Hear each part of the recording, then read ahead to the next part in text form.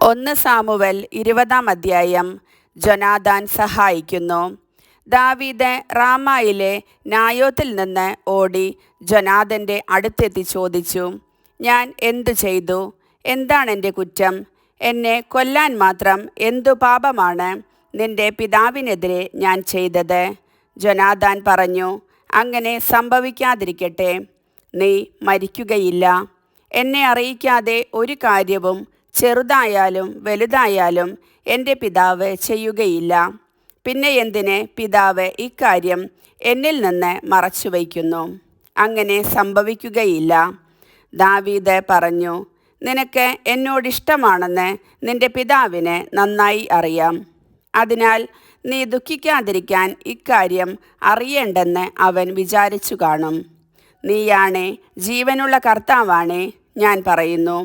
ഞാനും മരണവും തമ്മിൽ ഒരടി അകലമേയുള്ളൂ. ജോനാഥാൻ അവനോട് പറഞ്ഞു, നീ ആവശ്യപ്പെടുന്നതെന്തും നിനക്കു വേണ്ടി ഞാൻ ചെയ്യാം. ദാവീദ് പറഞ്ഞു, നാളെ അമാവാസിയാണ്.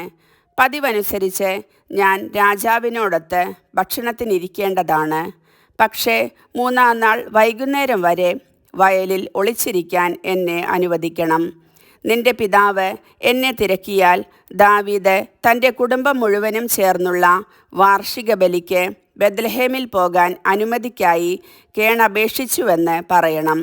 അവൻ അതു കേട്ട് തൃപ്തനായാൽ ഈ ദാസൻ്റെ ഭാഗ്യം. കുപിതനായാൽ എന്നോട് തിന്മ ചെയ്യാൻ ഉറച്ചിരിക്കുന്നുവെന്ന് മനസ്സിലാക്കാം. ആകയാൽ ഈ ദാസനോട് കരുണ കാണിക്കണം. നമ്മൾ തമ്മിൽ കർത്താവിൻ്റെ നാമത്തിൽ ഒരു ഉടമ്പടി ഉണ്ടാക്കിയിട്ടുണ്ടല്ലോ. ഞാൻ കുറ്റക്കാരനാണെങ്കിൽ നീ തന്നെ എന്നെ കൊല്ലുക. എന്തിനാണ് നിന്റെ പിതാവിൻ്റെ അടുക്കലേക്ക് എന്നെ കൊണ്ടുപോകുന്നത്? ജോനാഥൻ പറഞ്ഞു, അത് സംഭവിക്കാതിരിക്കട്ടെ. എൻ്റെ പിതാവ് നിന്നെ ദ്രോഹിക്കാൻ തീരുമാനിച്ചിട്ടുണ്ടെന്ന് അറിഞ്ഞാൽ ഞാൻ നിന്നോട് പറയാതിരിക്കുമോ?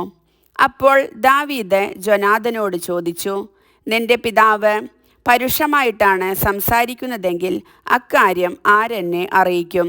വരുക, നമുക്ക് വയലിലേക്ക് പോകാമെന്ന് ജോനാഥാൻ പറഞ്ഞു. അവരിരുവരും പോയി.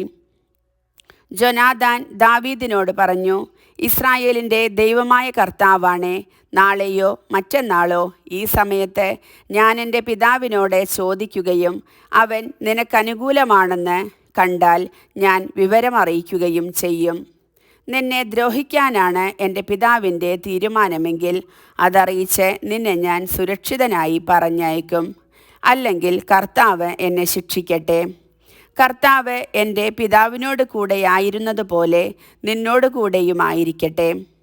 ഞാൻ ജീവിച്ചിരുന്നാൽ കർത്താവിൻ്റെ നാമത്തിൽ എന്നോട് കാരുണ്യം കാണിക്കണം. മരിച്ചാൽ എൻ്റെ കുടുംബത്തോട് നിനക്കുള്ള കൂറ് ഒരിക്കലും നഷ്ടപ്പെടുത്തരുത്. കർത്താവ് ദാവീദിൻ്റെ ശത്രുക്കളെയെല്ലാം ഭൂമുഖത്തു നിന്ന് ഉന്മൂലനം ചെയ്യുമ്പോൾ ജോനാഥൻ്റെ നാമം ദാവീദിൻ്റെ കുടുംബത്തിൽ നിന്ന് വിച്ഛേദിക്കരുതേ. നിന്റെ ശത്രുക്കളോട് കർത്താവ് പകരം ചോദിക്കട്ടെ. ദാവീദിന് തന്നോടുള്ള സ്നേഹത്തിൻ്റെ പേരിൽ ജോനാഥാൻ അവനെക്കൊണ്ട് സത്യം ചെയ്യിച്ചു. അവൻ ദാവീദിനെ പ്രാണന് തുല്യം സ്നേഹിച്ചിരുന്നു. ജോനാഥാൻ അവനോട് പറഞ്ഞു, നാളെ അമാവാസിയാണ്. ശൂന്യമായ നിന്റെ ഇരിപ്പിടം നിന്റെ അഭാവം അറിയിക്കും. മറ്റന്നാൾ നിന്റെ അസാന്നിധ്യം കൂടുതൽ ശ്രദ്ധിക്കപ്പെടും. അന്ന് നീ ഒളിച്ചിരുന്ന സ്ഥലത്ത് കൽക്കൂമ്പാരത്തിന് സമീപം മറഞ്ഞിരിക്കണം. അതിൻ്റെ ഒരു വശത്തേക്ക് 3 അമ്പ് ഉന്നം നോക്കി ഞാനെയ്യും. പോയി അമ്പ് എടുത്തുകൊണ്ട് വരിക എന്ന് പറഞ്ഞ് ഒരു കുട്ടിയെ ഞാൻ അങ്ങോട്ടയക്കും. അമ്പ് നിന്റെ ഇപ്പുറത്താണ്. എടുത്തുകൊണ്ട് വരിക എന്ന് പറഞ്ഞ് കുട്ടിയെ അയച്ചാൽ നിനക്ക് എഴുന്നേറ്റ് വരാം. നീ സുരക്ഷിതനാണ്. അപകടമുണ്ടാവുകയില്ലെന്ന് കർത്താവിൻ്റെ നാമത്തിൽ ഞാൻ സത്യം ചെയ്യുന്നു. അമ്പ് നിനക്ക് അപ്പുറത്താണെന്ന് പറഞ്ഞ് കുട്ടിയെ അയച്ചാൽ നീ പൊയ്ക്കൊള്ളണം. കർത്താവ് നിന്നെ അകലത്തേക്ക് അയക്കുകയാണ്. നാം തമ്മിൽ ഈ പറഞ്ഞതിന് കർത്താവ് എന്നും സാക്ഷിയായിരിക്കട്ടെ. ദാവീദ് വയലിൽ പോയി ഒളിച്ചിരുന്നു. അമാവാസിയായി. രാജാവ് ഭക്ഷണത്തിനിരുന്നു. രാജാവ് പതിവ് പോലെ ഭിത്തിയോട് ചേർന്നുള്ള തൻ്റെ ഇരിപ്പിടത്തിലിരുന്നു.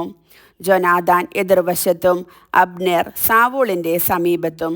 ദാവീദിൻ്റെ ഇരിപ്പിടമാകട്ടെ ഒഴിഞ്ഞുകിടന്നു. സാവൂൾ അന്ന് ഒന്നും പറഞ്ഞില്ല.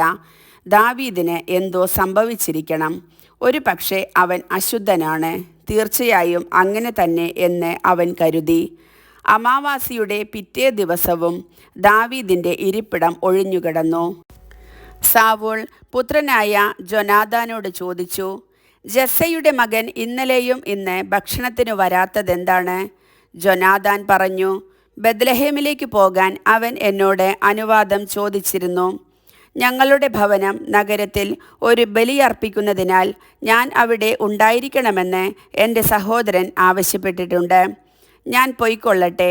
എന്നോട് ദയ ഉണ്ടെങ്കിൽ എൻ്റെ സഹോദരന്മാരെ പോയി കാണാൻ അനുവദിക്കണം എന്ന് അവൻ അപേക്ഷിച്ചു. അതുകൊണ്ടാണ് രാജാവിൻ്റെ വിരുന്നിന് അവൻ വരാതിരുന്നത്. അപ്പോൾ സാവൂളിൻ്റെ കോപം ജോനാഥാനെതിരെ ജ്വലിച്ചു.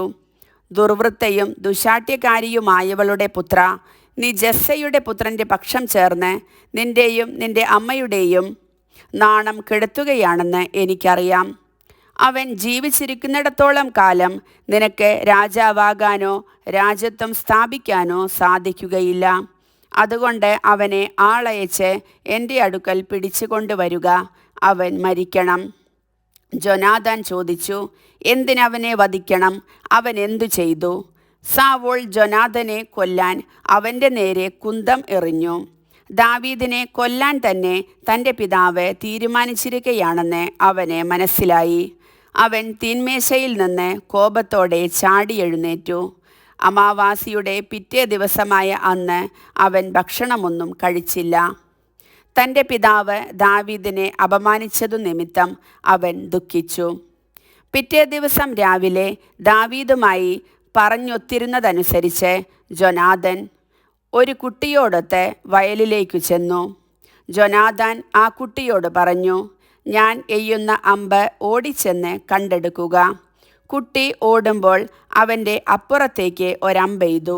ജോനാഥാൻ എയ്ത അമ്പ് വീണിടത്ത് കുട്ടി ചെന്നപ്പോൾ അവൻ കുട്ടിയോട് വിളിച്ചു പറഞ്ഞു, അമ്പ് നിൻ്റെ അപ്പുറത്തല്ലേ? ജോനാഥാൻ വീണ്ടും കുട്ടിയോട് വിളിച്ചു പറഞ്ഞു, അവിടെ നിൽക്കരുത്, ഓടുക, വേഗമാകട്ടെ. കുട്ടി അമ്പ് പെറുക്കിയെടുത്ത് അവൻ്റെ അടുത്തെത്തി. ജോനാഥനും ദാവീദിനുമല്ലാതെ കുട്ടിക്ക് കാര്യമൊന്നും മനസ്സിലായില്ല. ജോനാഥാൻ ആയുധങ്ങൾ കുട്ടിയെ ഏൽപ്പിച്ചിട്ട് ഇവയെല്ലാം നഗരത്തിലേക്ക് കൊണ്ടുപോയിക്കൊള്ളുക എന്ന് പറഞ്ഞു. കുട്ടി പോയ ഉടനെ ദാവീദ് കൽക്കൂനയ്ക്കടുത്തു നിന്ന് എഴുന്നേറ്റ് 3 പ്രാവശ്യം നിലത്ത് കുമ്പിട്ടു. ജോനാഥനും ദാവീദും പരസ്പരം ചുംബിച്ചു. ദാവീദിന് പരിസരബോധം വരുന്നതുവരെ അവർ കരഞ്ഞു. ജോനാഥാൻ അവനോട് പറഞ്ഞു, സമാധാനത്തോടെ പോവുക. കർത്താവ് എനിക്കും നിനക്കും എൻ്റെ സന്തതികൾക്കും നിൻ്റെ സന്തതികൾക്കും മധ്യേ എന്നും സാക്ഷിയായിരിക്കട്ടെ എന്ന് നമ്മൾ കർത്താവിൻ്റെ നാമത്തിൽ സത്യം ചെയ്തിട്ടുണ്ടല്ലോ. ദാവീദ് യാത്രയായി. ജോനാഥാൻ നഗരത്തിലേക്കും മടങ്ങി. കർത്താവിൻ്റെ വചനം.